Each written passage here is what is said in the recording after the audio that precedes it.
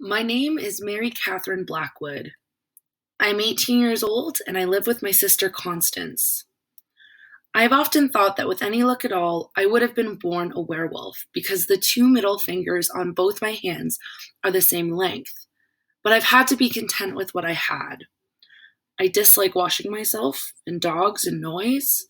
I like my sister Constance and Richard Plantagenet and Amanita phalloides, the death cup mushroom.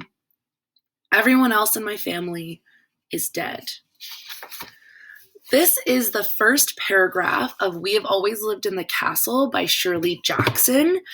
The book is about, it's written in the voice of 18-year-old Mary Catherine Blackwood, as the little excerpt there suggests. She goes by Mary Cat, and she lives with her sister, as the paragraph said, and her uncle Julian on an estate in Vermont. Now, this estate is the castle that the title of the text sort of alludes to. It's sort of a place where the three of them are completely isolated from the outside world. Only really Mary Cat goes to out into the village to do the groceries, and Julian and Constance remain at home, and they're kind of ostracized by their village. So 6 years before the events that take place in this book, the Blackwood family experiences quite the tragedy that leaves the three survivors isolated from the rest of their village. And the tragedy was that the rest of the family was poisoned and murdered.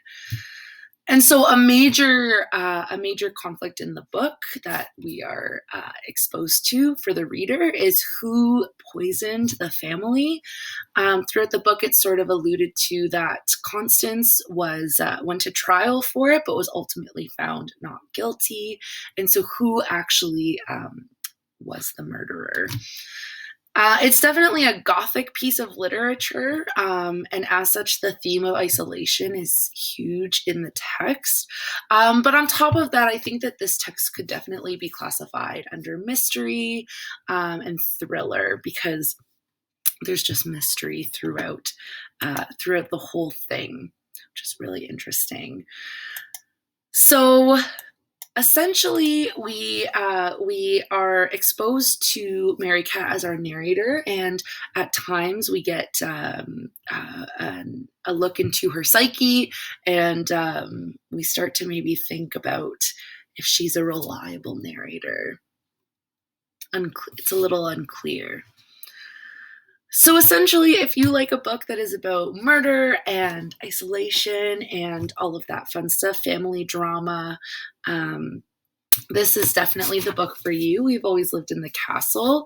It's sort of a quintessential Gothic text that is by a female author, which is awesome, and the main character is also a female. So it's really great for any sort of thriller fans in the classroom.